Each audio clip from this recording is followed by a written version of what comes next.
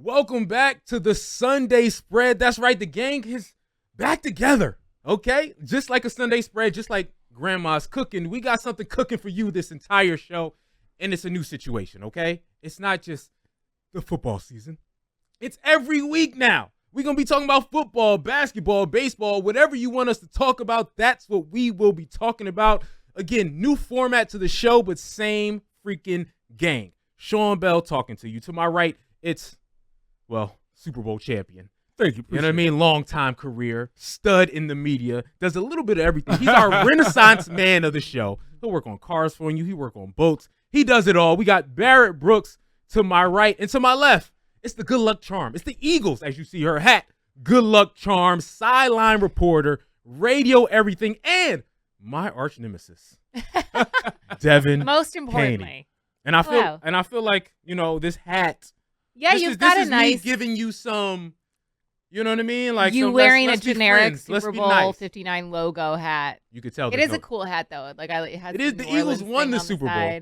Yeah, mine has. Yeah. What side is the? Yeah, you're right. That's the side right there. Yep. Yeah, that's the right side. It says. That's a championship hat what right does there. It say? What Champions. That's right. And see, that's why we're the one that has no team on it. Okay, I was very mindful about it, very demure. You know what I mean? So that's what we're doing today. Let's get into it. NFL is king, and the combine is here. But I don't care about people running around in shorts right now. Sorry, Dylan, you didn't have this in the timeline. But first, I gotta talk about media. The underwear Olympics. Media. I gotta talk about media beef. Oh yeah. That's the biggest thing going on with the combine right now. Are you talking about the Starbucks thing? Yes. Okay, so full disclosure, I have no clue what's going on with this. I was off yesterday and I was like flipping around the channels and I kept seeing the lower third about like Starbucks gate or something. Devin. Download me. That's what I'm here for. I know. Okay, please talk me through it. I don't know if it involved Ian Rappaport or Adam Schefter or I know Pat McAfee was talking about it. So please tell me. That's the biggest thing going. So let me read you what happened. Let me read everybody what happened. Okay.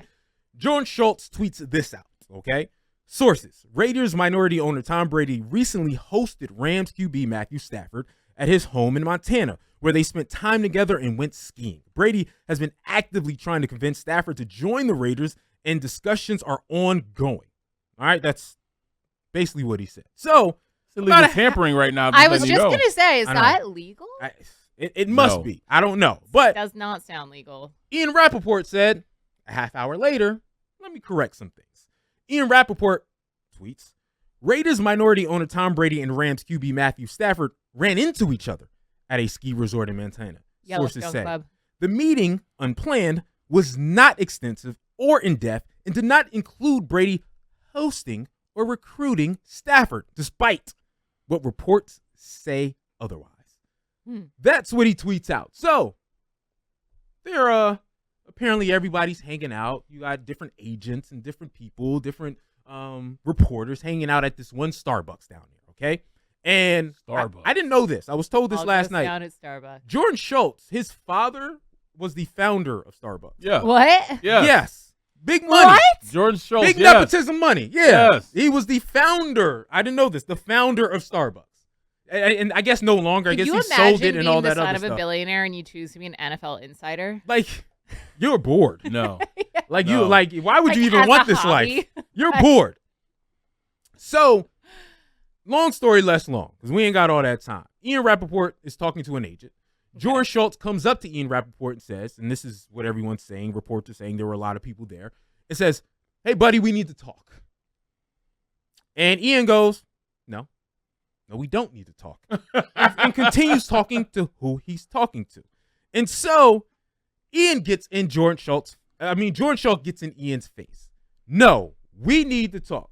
Well, he knows he's not getting kicked out of there, so. Right. Exactly. This is my spot, buddy. Yeah. I don't care if he owns it now or not. They know who I am. Gets in his face and essentially goes, don't you ever effing do that again. And Ian's like. Wait, Jordan said that to Ian. Jordan says that to Ian. Okay. Don't you ever effing do that again. Talking about the reports, the corrections of the report. Don't you ever effing do it again. Ian is like, back up, buddy. And he says, no, don't you ever effing do it again. Now I'll back up. People get loud, and reportedly, Ian called over security or called over police to de-escalate the situation. And that's where it ended. Well, and Jordan said, I own this place. That's muscle. Yeah, that's muscle. Yeah. You know who I am. Like, what a flex. Yeah. Right. Like, do you know who I am? Literally, do you know who my father is? Do you want one of my coffees? Okay, so here's how I read that situation. Okay, break it down for me. Immediately, so I genuinely didn't know that this started over the Matthew Stafford, Tom Brady thing. Report. When I first hear that, my initial thought is Tom Brady absolutely was recruiting and hosting Matthew Stafford, No and question. his legal team saw the report and said, this is not legal and he's going to get in trouble, regardless if it's like truly with the law, with the NFL, with just public perception. Let's correct this and get it to a different insider to make it look like it was misreported. That is absolutely what happened. And it's illegal There's no way tampering. they just ran into each other. It's just like Tom Brady, him doing these games and you know, still having access to the coaches and stuff, you know, when he's the owner of a team. Yeah. You know, it's kind of a like he can't murky water to deal with. So is Tom Brady still, because that's a whole other issue, is he still calling games next season? Because isn't that kind of weird? Well, he can't go into facilities. He can't actually have pregame interviews with these individuals. Nope. So what are we doing here? Yeah. So he can't actually add anything, although, I mean, he's a brilliant player, so he can add some things, but not add all the things that my guy Greg Olsen can add. Shout out to Greg Olsen. I'm gonna just tell you, Greg Olsen's best in the business to me. He does a fabulous You know what I'm job. saying? Like but I mean, you get little nuggets. You know, I call in college football games on the weekends too, and when I'm calling games, the little information that you get from the players, from the coaches, helps you in the broadcast. You find little tidbits. You know, how is he doing without it? Well, I mean, he was the GOAT. He's still the GOAT. You know, But so he we getting off topic here though. Whose side are you on? Ian Rappaport or Jordan Schultz? And who wins in a fight? I don't know what Jordan Schultz looks like, actually. I was looking up what the stats. Ian looks like. Jordan Schultz is 6 foot, 205. Okay. He used to play college basketball, I believe. Oh, wow. Okay. Ian Rappaport, I can't find a height on, but someone tweeted me and said that he's like 5'5". He's a little dude. So it's I the also weight found classes are out different. Ian is a Mets fan. Yeah. I literally unfollowed Ian Rappaport is winning this fight. We don't lose in the Bronx, baby. on Twitter. And I said Queens, excuse me. We don't lose in Queens. Oh, because you're from Queens. It don't matter. Why? I'm repping Queens today. I can't. So who is Jordan Schultz's employer? I forgot. I know Ian's with the NFL.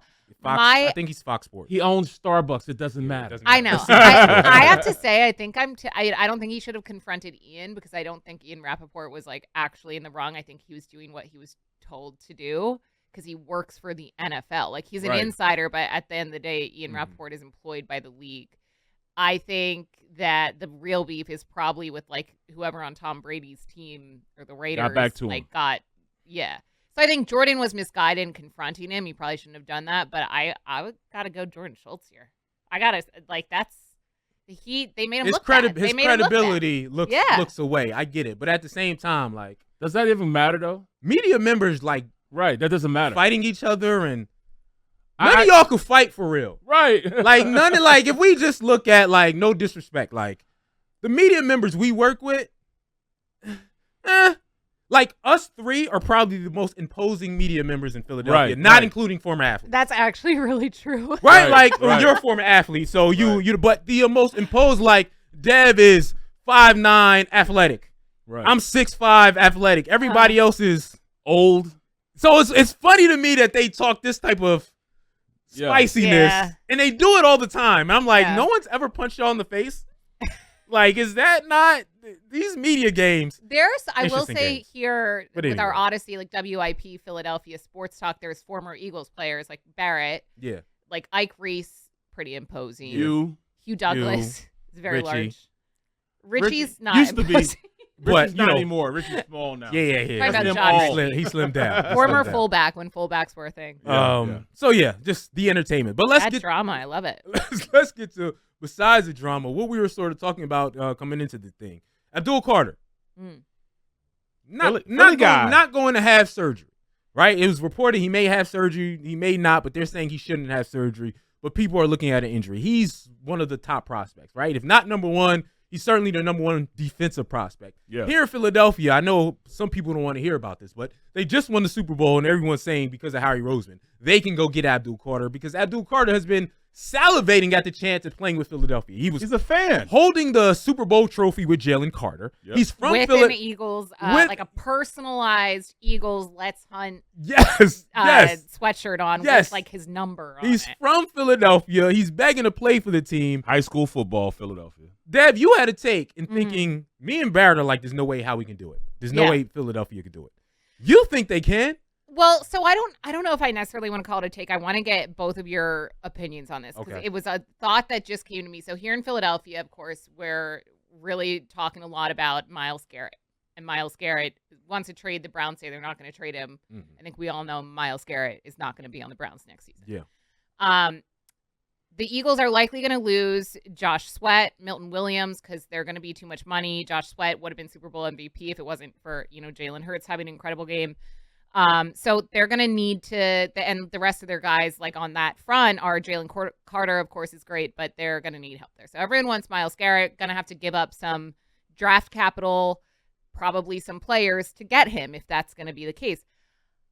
What, like in terms of capital, not just draft capital, how different do you think the cost, just in terms of what you would have to give up if you're Howie Roseman, would be between getting Myles Garrett and trading up to top 3 picks to get Abdul Carter? Would it be massively different? I think it's the same. I Because it's 32. Yeah, well, you're talking about, that's virtually the second 3, round. basically. Yeah. You're basically going 32 to 3. But would you be giving up the same amount that you would be giving up to get Myles Garrett? That's actually very interesting because, it'll probably be 2 ones. Yeah. 2 ones to get up. And in that case, I personally would go with the younger guy.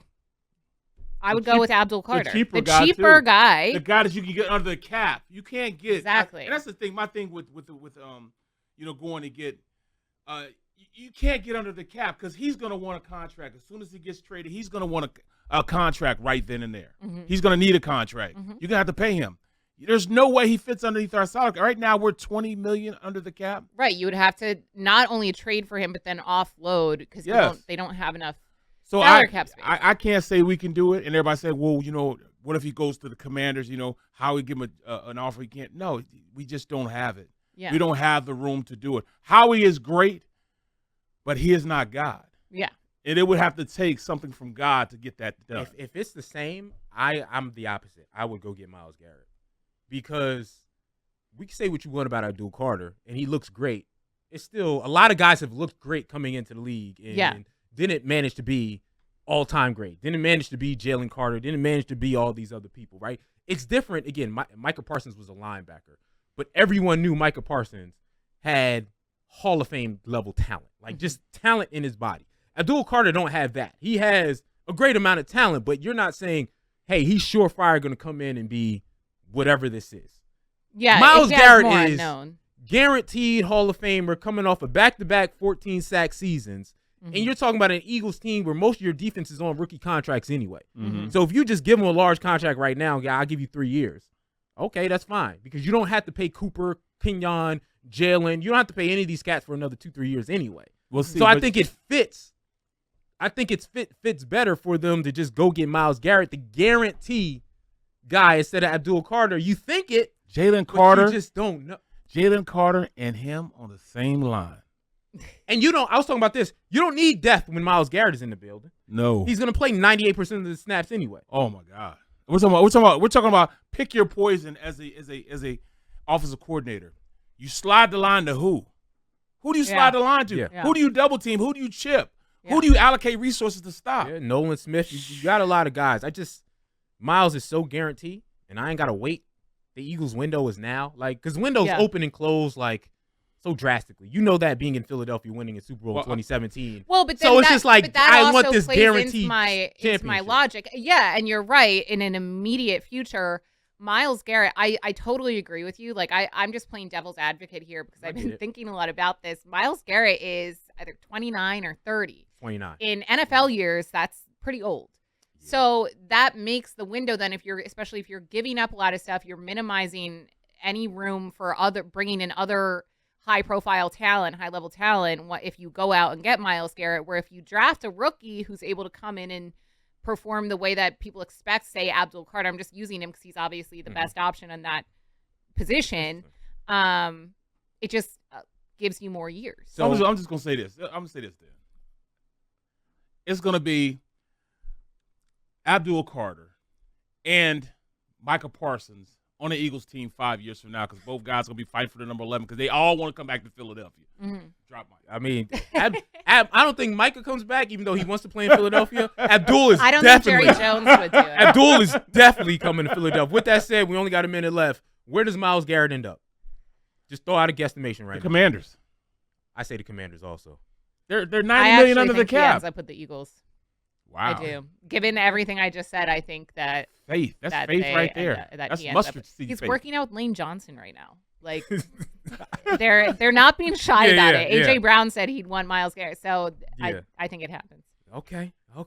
And to be honest with you, I'd be petty. I'd be a bad GM because I'm not talking about best deal. Well, if you GM just was want here. if you just want a Super Bowl, I'm not giving them to you. Well, it got I'm free. petty that way. Like I'm not there would be a list. There would only be 7 teams I would trade my players to because I'm petty. But Well, I know GMs don't work that way. No, but sometimes I wonder, like Howie Roseman, it's now nationally known that Yeah. he fleeces these other Yeah. GMs. Like, Not trade is that going to hurt him in a way? No. Where I'm they not- see his name come up on the phone, it's just I'm immediate. not giving you another Send Super a Bowl. voicemail. Send a voicemail. No, I'm not going to be Well, you responsible guys for I'm that. forget- falling for your trick. we Andrew gotta take a Berry, break. hold on. Andrew Berry was a former Eagle anyways. Yeah, but still, we got to take a Eagle break. All anyway. right. When we come back, we're going to go around the world. And right now, basketball is what else is going on right now. Basketball is hot on the stove. And Steph Curry was hot on the stove this weekend. Woo. We're going to talk about that and much more coming up on the Sunday Spread. Welcome back to the Sunday Spread presented by BetMGM. Once again, Devan Kaney, Barrett Brooks, Sean Bell. Before we get to basketball, before we get to college basketball and what's going on in the rest of the sports world, let's get to a little bit of NFL trivia. We're going to do this every week. We're going to bring Kenny Henderson in to test us on our knowledge. Kenny, come on in. What's the questions we got? How are we playing this game?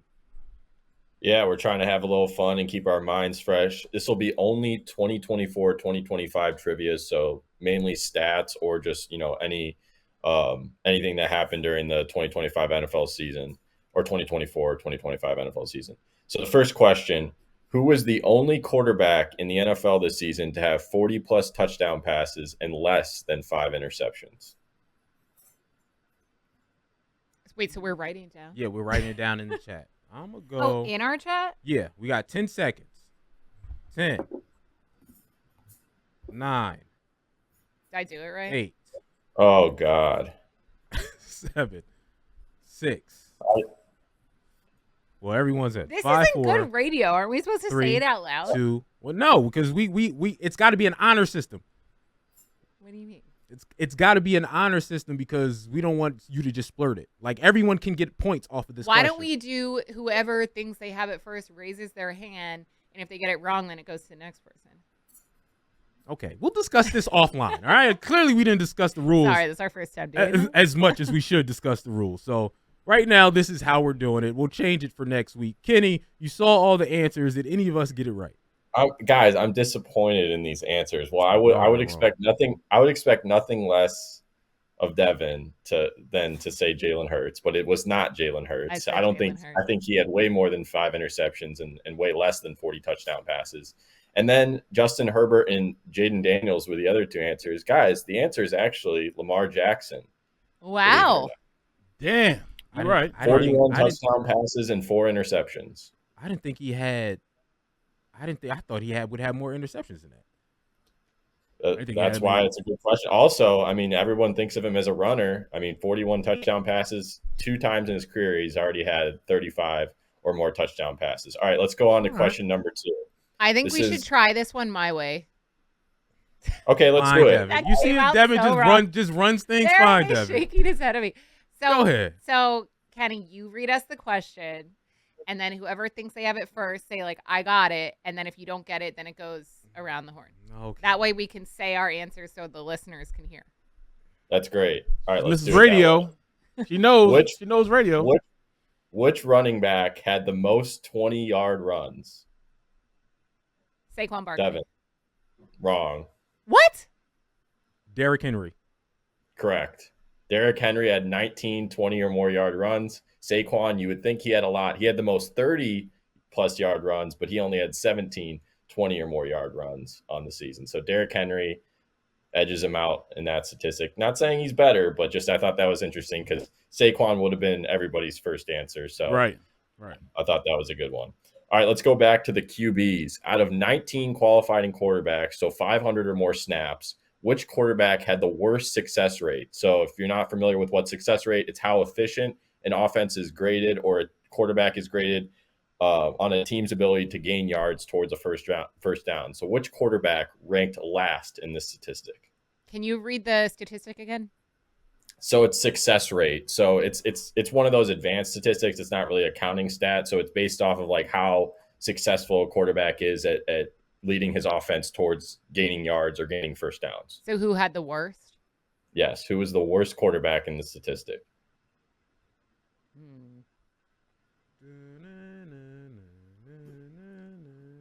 Oh, Barrett. Caleb Williams? Correct. Caleb Williams had the worst. No, I just had to look up his name. I knew Caleb Williams had the worst success rate in the NFL. And this, I kind of threw this stat in here because Caleb Williams also led the NFL in bad throws. And he led the NFL in bad throws, and he was last in EPA per play, which I just think that like a lot of people high on the Bears. I know Sean is going into next year. I thought this was an interesting one to really add in there because Caleb Williams' counting stats don't look very bad, but on a per play basis, he was the worst starting quarterback as far as guys who started all 17 games this past season. So we'll see if he improves in his second year, but not a very good first year out of Caleb Williams. All right, he was rated my number 5 quarterback in college. Number 5 coming out instead of number 1. Just so you guys know. Wow. Okay. I was gonna say, and he got picked number 1 overall. That tells you everything you need to know about the Bears. So, all right, last one. Let's see if Devan can get on the board here. Sean's got a point. Barrett's got a point. I didn't realize. So Jamar Chase. That's not a shot at you, Devan. It's okay. I'll throw this one at you. All right, Jamar Chase led the league in targets 175. Which wide receiver was second? Puka Nacua. Wrong. Oh, Puka was hurt a lot. Damn it! I bet if it was per game, it would have been Puka. All right. Nico Collins. Wrong. Nico was hurt a lot too. We got to think about was. somebody who didn't have any. AJ Brown. No. Wrong. Right division. I'll give you guys a hint. NFC East. Malik Neighbors. Correct. Malik Neighbors was second in the NFL in targets with 170 targets. So if he gets a quarterback this upcoming season, there's no way I would have gotten that. That was my next, because he was legit.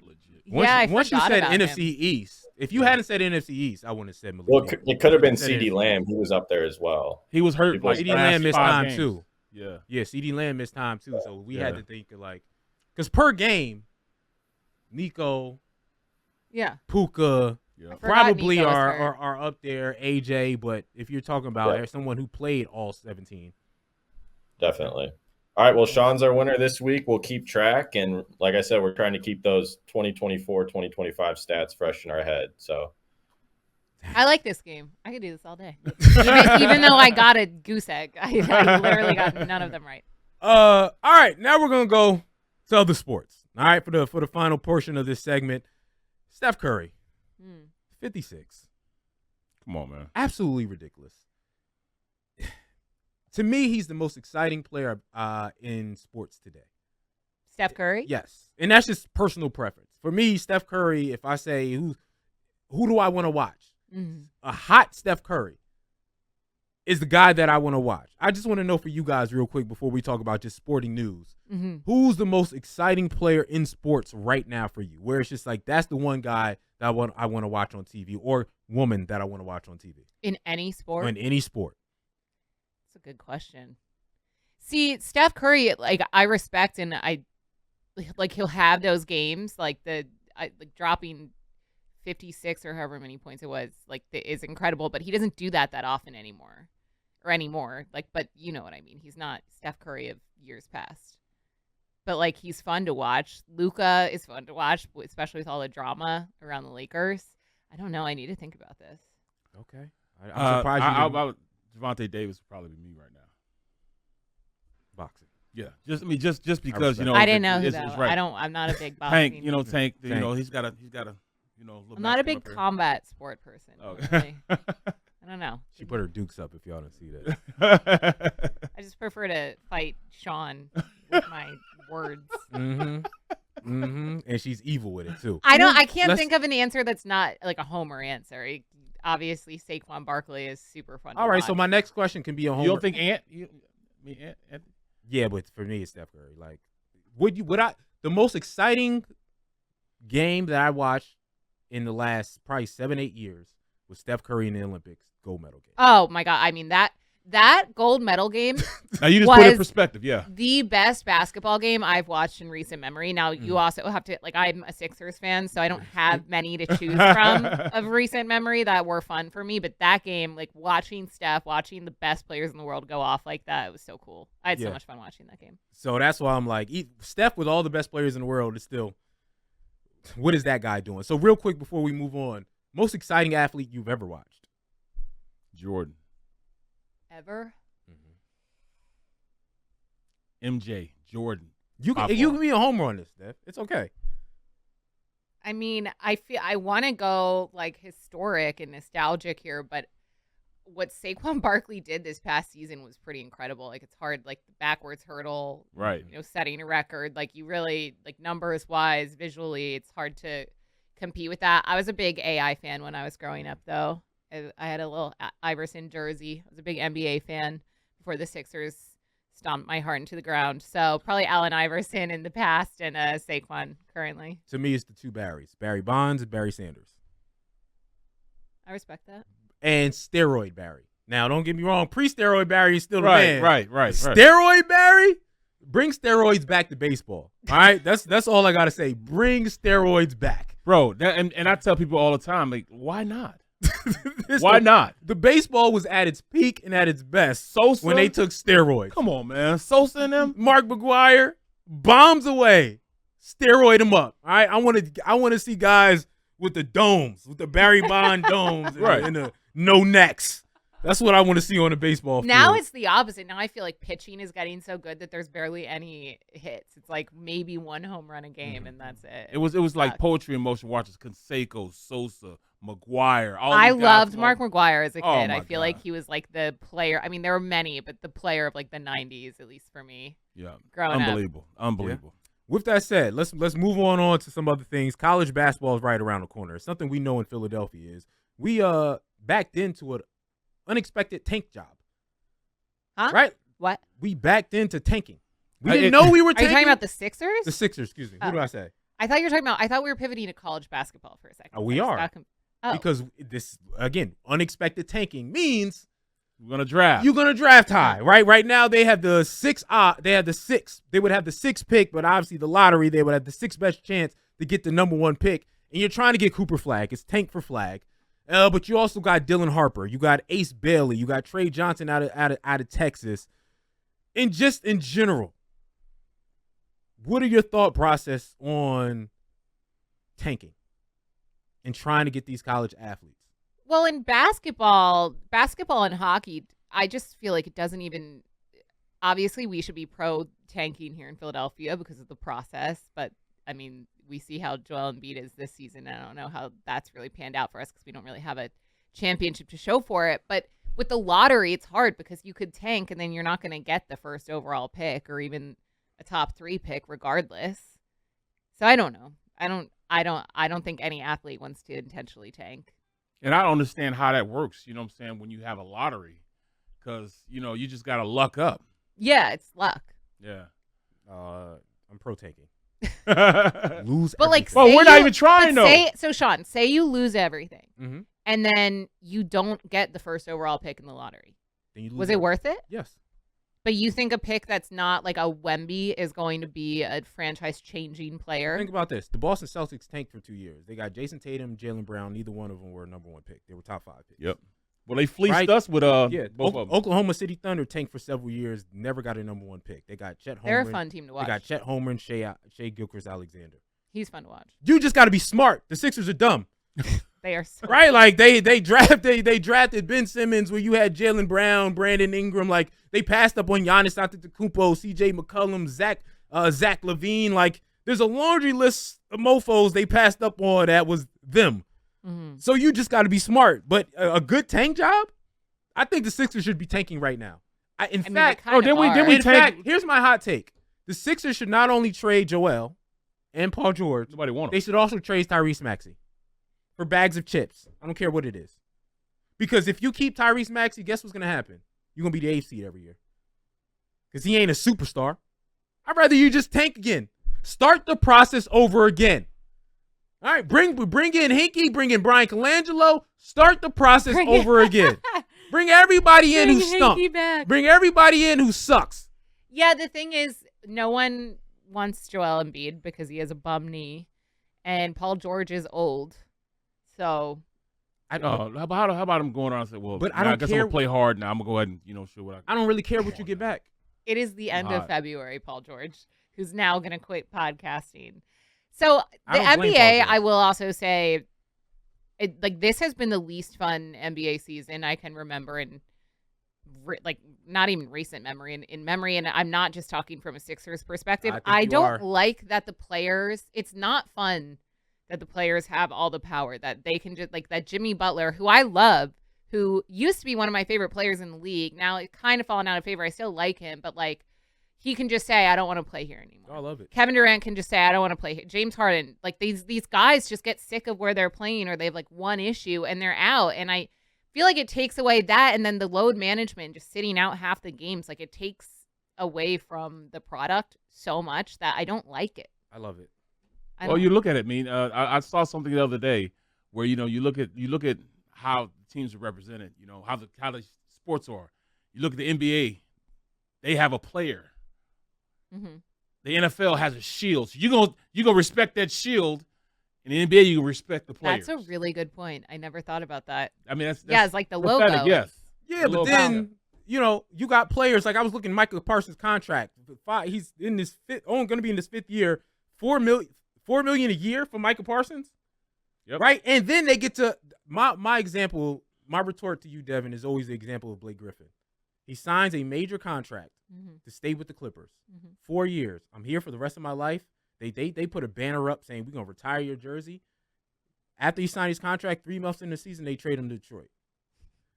These owners don't get to respect their contracts. So if I'm a player, I ain't respecting these contracts. That's being an athlete. That's not how contracts work in anything else in life.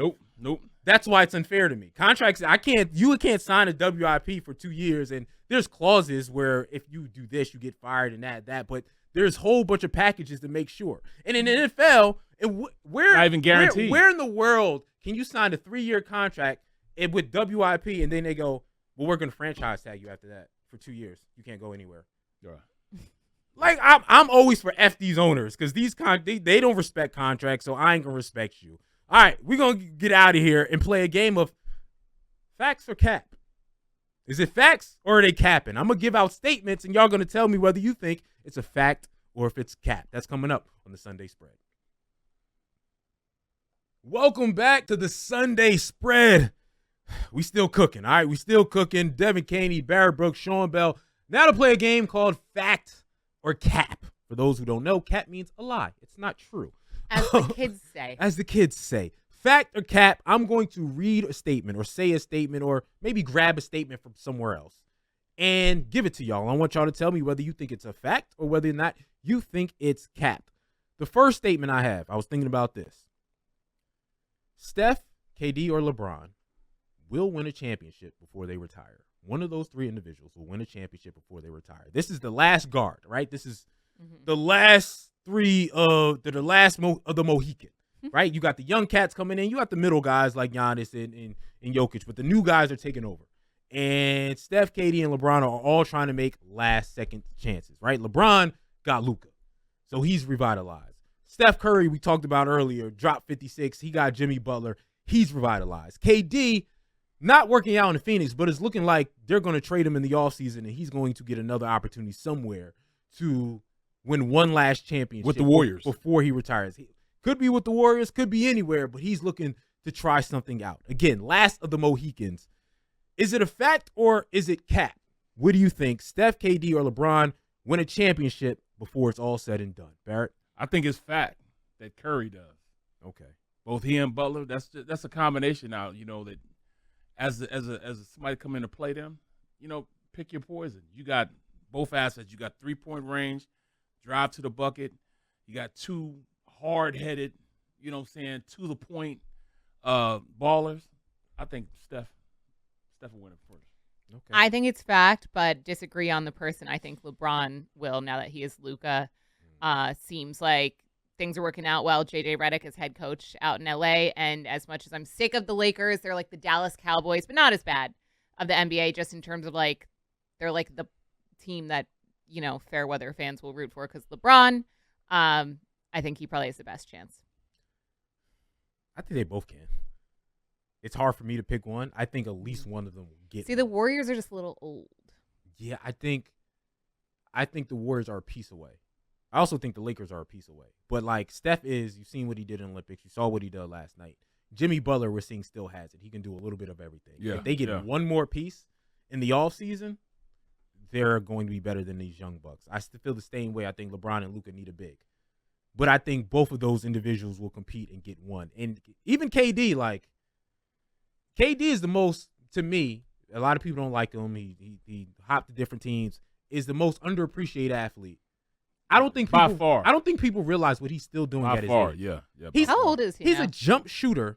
Let me check and make sure. Is he older? He's not older than LeBron, is he? No, he's not older than LeBron. No. He is. KD is 34.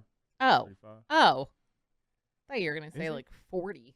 Oh you no, were no, no. talking about him at his age. The way we talk about athletes. I know. is so funny to me. But he's 36 years old and he's averaging 27, 8, and 6 while shooting 56% from the field as a jump shooter.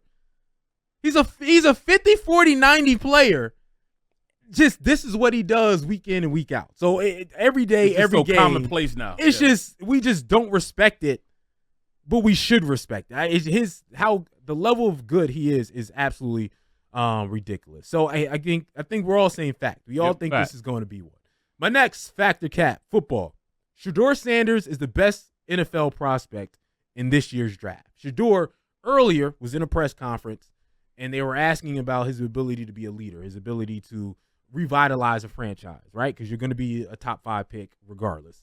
And he goes, basically, and I'm paraphrasing here, anywhere I've gone, I've done that. I did it at Jackson State. You see what they are now. Did it at Colorado. You see how we revitalized that team that was a 1 win before I got there. So, yeah, I'm used to doing this, and I can do this. Cap. So he has all the confidence. Going Cap. Because he won't have his dad with him this time. Took my His answer. dad is right there. He won't have his dad there. So it's a major difference when you don't have your pops sitting right there to kind of dictate your career. It's a lot different when you're on that field practicing and you can't look over to see pops. It's a difference.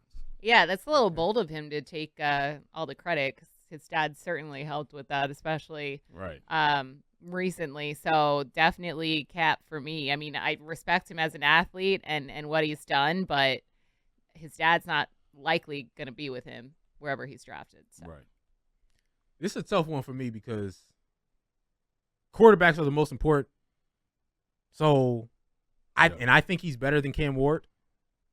I mean, he's had the tutelage of Tom Brady. Like, dude, these are the people he's worked out because of who his dad is. So it's like he's going to come in at the very least poised. Yeah.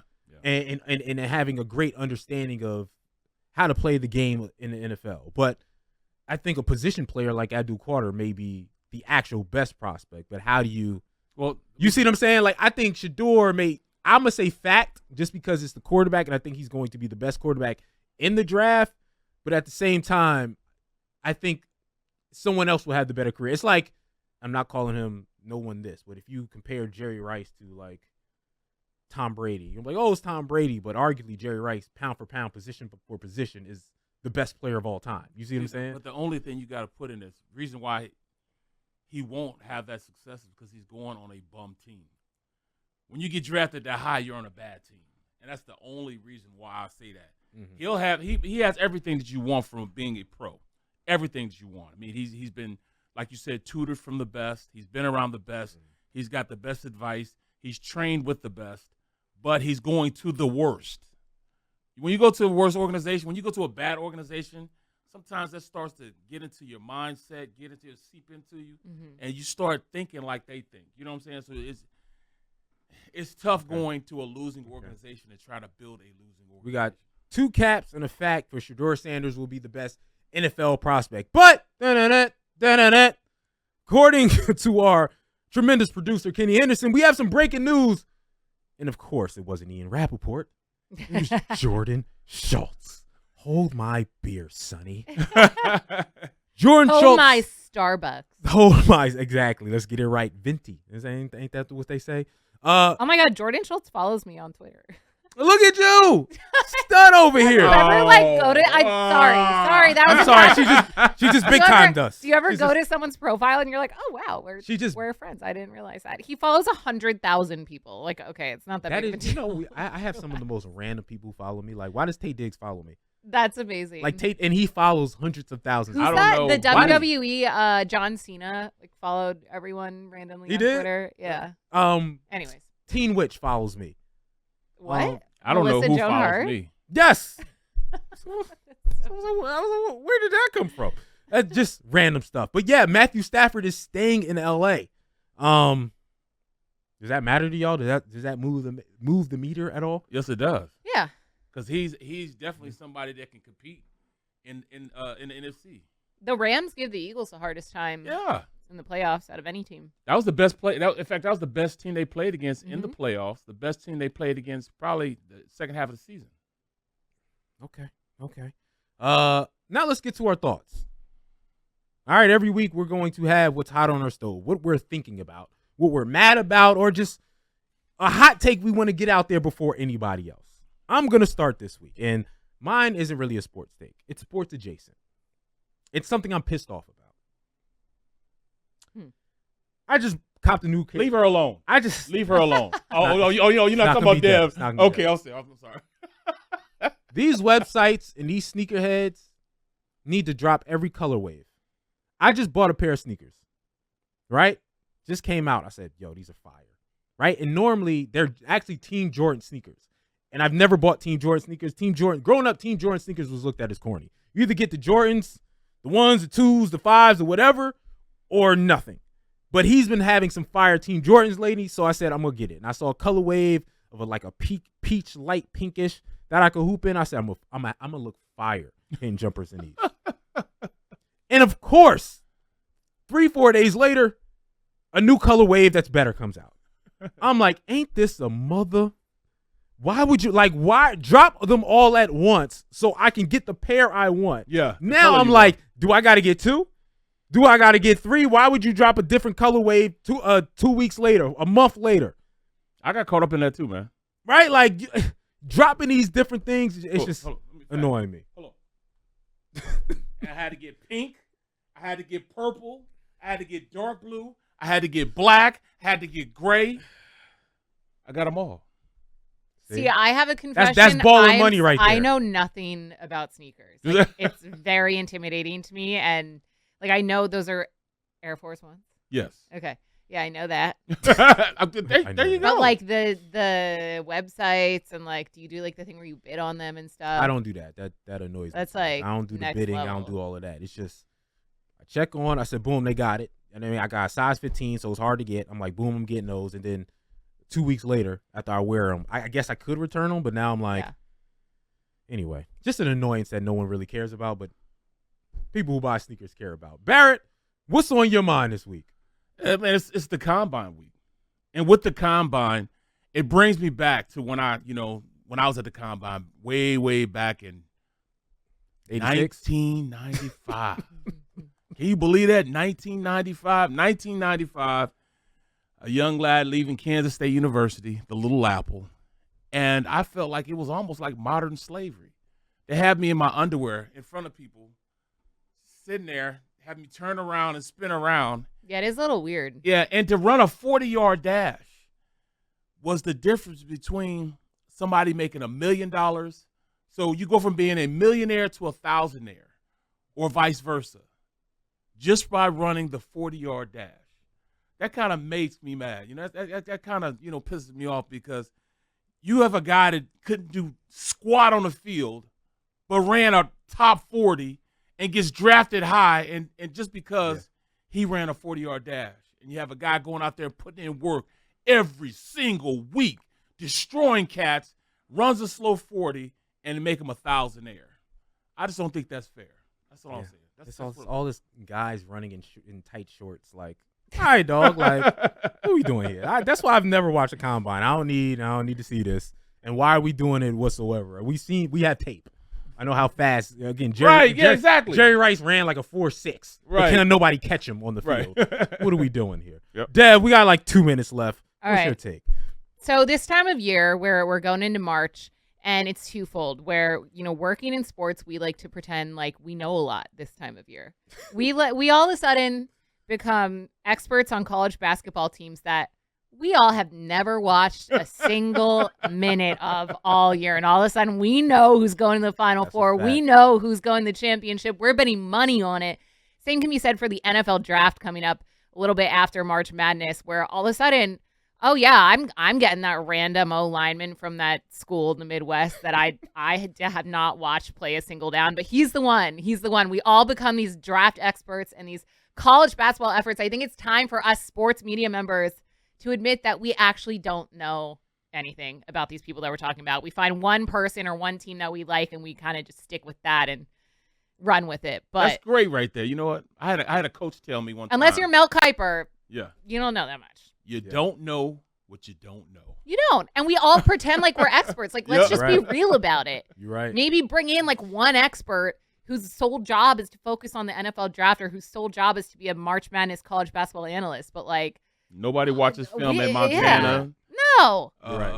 Idaho. When it comes, act like you know about that fifth round draft pick. When it comes to college basketball, I know a lot about 5 players and nothing about any of the rest of them. Yeah. Right? Same thing with the NFL. I know a lot about like 9 guys and everything else. I'm like, if you say so. He ran a 4.3 in those little shorts. Like, what are we doing here? All right, listen, we got to get out of here. One last thing I want to say real quick. Ban the tush push.